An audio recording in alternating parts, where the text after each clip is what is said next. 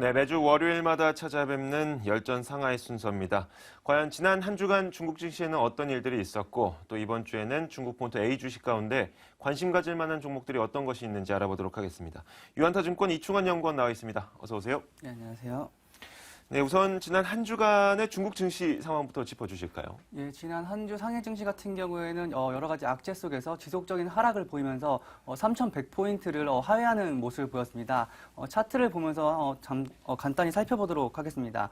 다음 보시는 차트가 상해 종합지수 일봉 차트인데 네. 다음에 살펴보시는 것처럼 3,400포인트를 지속적으로 돌파하지 못하고 세 번째 조정을 맞은 다음에 지금 단기 박스권을 그리는 모습을 그렸었는데 다음에 보시는 바와 같이 지금 단기 박스권 하단을 조금 살짝 이탈한 상태를 볼 수가 있습니다. 이렇게 단기 박스권 하단을 좀 이탈한 상태이기 때문에 시청자나 투자자 여러분들께서는 일단 좀 리스크 관리가 필요한 시점이다라고 볼 수가 있고 또 세부적인 이슈를 한번 살펴보도록 하겠습니다. 네. 인민은행에서 호재 소식이 있음에도 불구하고 지속적으로 하락을 보이고 있는 모습인데 지난주 수요일 오후였죠. 그리고 인민은행에서 기준금리를 0.5%포인트 인하를 해서 기존의 지준율이 20%에서 19.5로 좀 인하가 되는 이런 이슈가 있었습니다.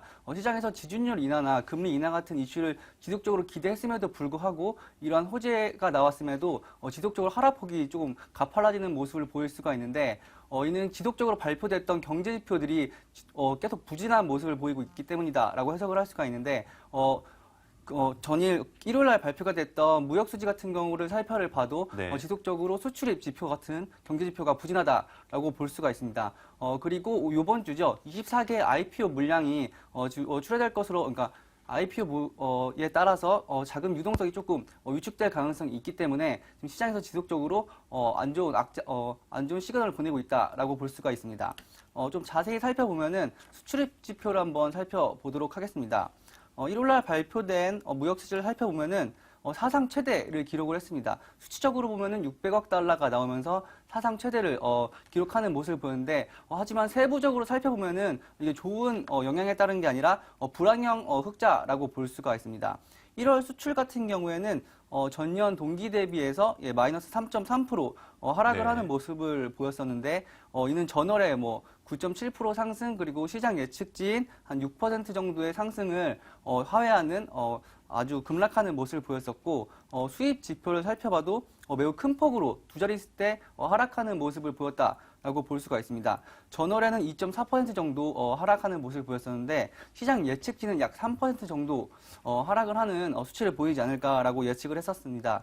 하지만 실질적으로 나온 결과를 보면 수입 같은 경우에는 약 1,400억 달러 정도가 나왔는데 전년 동기 대비해서 약 19.9% 하락을 했다라고 볼 수가 있습니다.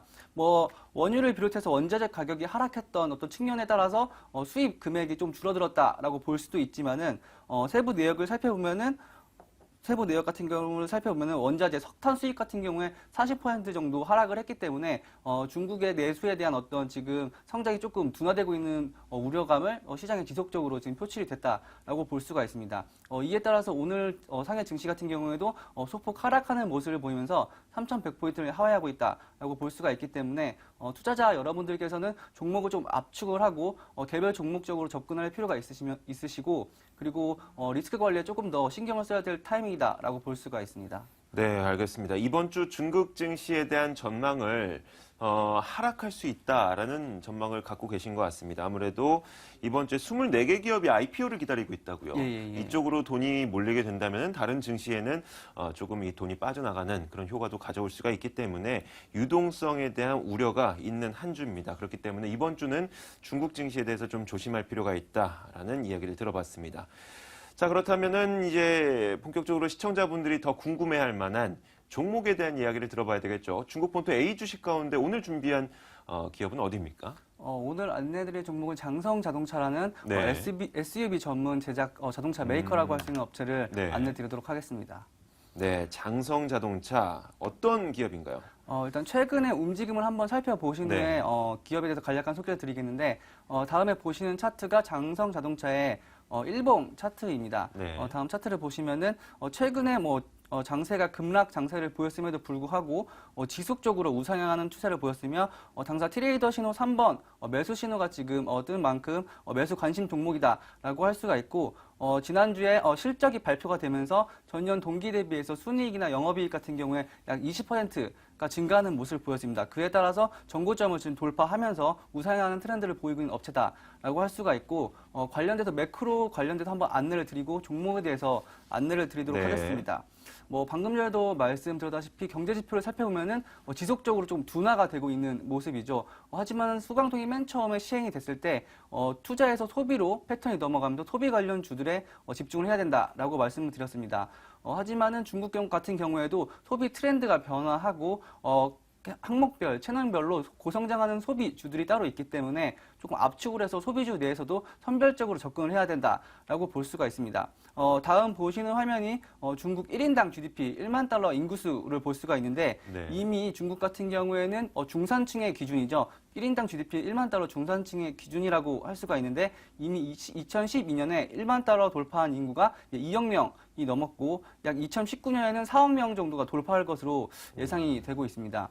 베이징이나 북경과 같은 베이징이나 상해 같은 어떤 일선 도시들 같은 경우에는 이미 2010년도에 1인당 GDP가 만 달러를 넘어섰고 이선 도시 같은 경우에도 2013년도에 1인당 GDP가 만 달러가 넘는 이런 지금 모습을 보여주고 있습니다. 중국 인구의 40%가 거주를 하고 있는 삼선 도시 같은 경우에는 2018년이나 2020년 정도쯤에 1인당 GDP가 약 만 달러를 넘어설 것으로 예상이 되고 있고 이에 따라서 관련된 소비주들에 조금 관심을 가지실 필요가 있는데 다음 자료를 보면은 최근에 그 중국의 자동차 판매율 자료를 한번 보실 수가 네. 있습니다.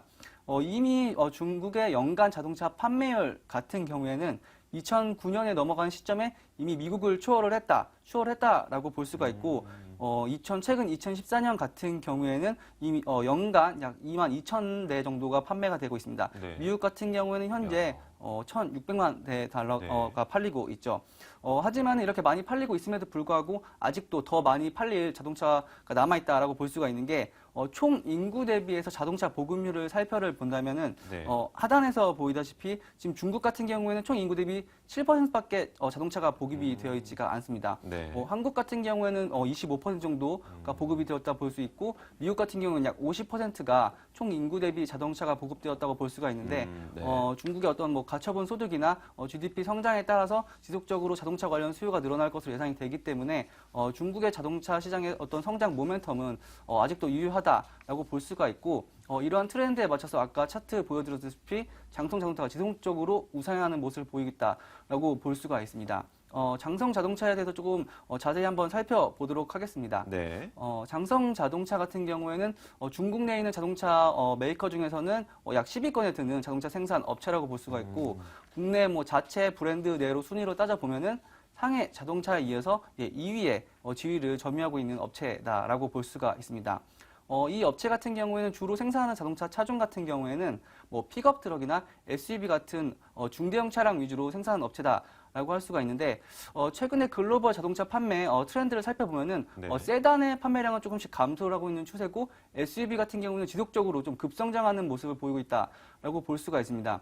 이는 글로벌 전체적으로 라이프 스타일이 조금씩 바뀌었다라고 볼 수가 있는데 우리나라 같은 경우에도 캠핑 같은 거를 요새 많이 다니고 관련 업체들이나 어떤 관련 주들이 움직이는 모습을 보이고 있는데 생활 소득이 좀 늘어나고 삶에 대한 어떤 엔터테인먼트를 찾는 수요가 점점 늘어나고 있기 때문에 네. 세컨드카나 이런 좀 마이카 같은 붐이 불면서 지속적으로 중대형차, SUV에 대한 붐이 불고 있다라고 볼 수가 있고 이에 따라 장성 자동차에 대한 어떤 성장 모멘텀이 지속된다라고 볼 수가 있는데 지금 현재 통계에 따르면은 중국의 2015년 자동차 성장률 같은 경우는 약 8%로 예측을 하고 있습니다. 네. 하지만 SUV 세부적으로 좀 살펴봐서 SUV 시장을 본다면은 연간 약 30% 정도의 성장을 할 것으로 예상이 되고 있기 때문에 SUV에 특화되어 있는 장성 자동차에 대해서 지속적으로 관심을 가질 필요가 있다라고 볼 수가 있습니다. 네, 알겠습니다.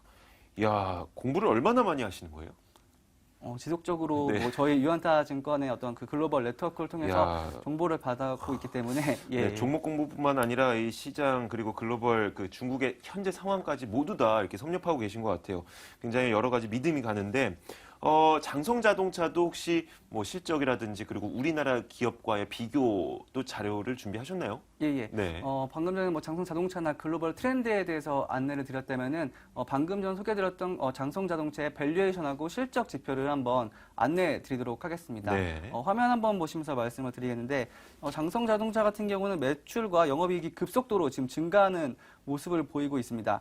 매출액 같은 경우에는 2011년에 약 300억 위안 정도를 달성을 했는데, 2014년에는 약 600억 위안으로 약 2배 정도 매출액이 성장하는 모습을 보였고, 이에 발맞춰서 매출액에 발맞춰서 영업이익과 순이익 모두 약 2배 정도 성장하는 모습을 보였습니다. 많이 성장을 한 거에 따라서 밸류에이션이 부담이 있을지도 모른다는 걱정도 있으실 텐데, 밸류에이션 지표를 살펴봐도 그렇게 부담되는 수준이 아니다라는 걸 볼 수 있는 게, 2014년 예측치나 2015년 예측치 PER 지표를 살펴봐도 약 10에서 7 정도를 유지하고 있기 때문에 지금 현재 가치 대비해서 고평가되어 있다라고 볼 수는 없고, 오히려 저평가 국면에 있다라고 볼 수가 있습니다.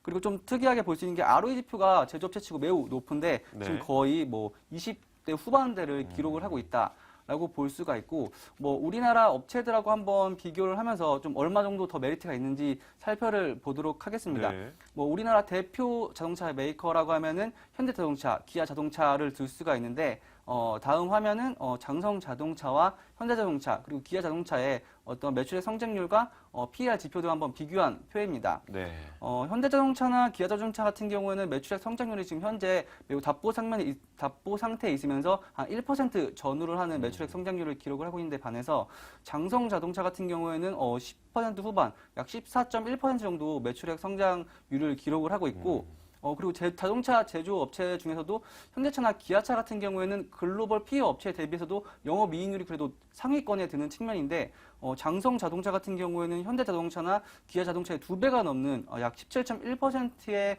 영업이익률을 보이고 있기 때문에 수익성 지표 역시 매우 뛰어나다라고 볼 수가 있고, 또 배당 수익률 같은 경우를 봐도 6% 정도로 매우 높은 배당을 지속적으로 하고 있기 때문에 어떤 글로벌적인 산업의 트렌드나 어떤 실적 그리고 현재 라이프 스타일 변화에 따른 어떤 모멘텀을 살펴본다면 밸류에이션적인 매력도 있는 장성자동차에 지속적으로 관심을 가지실 필요가 있다라고 볼 수가 있습니다. 네, 알겠습니다.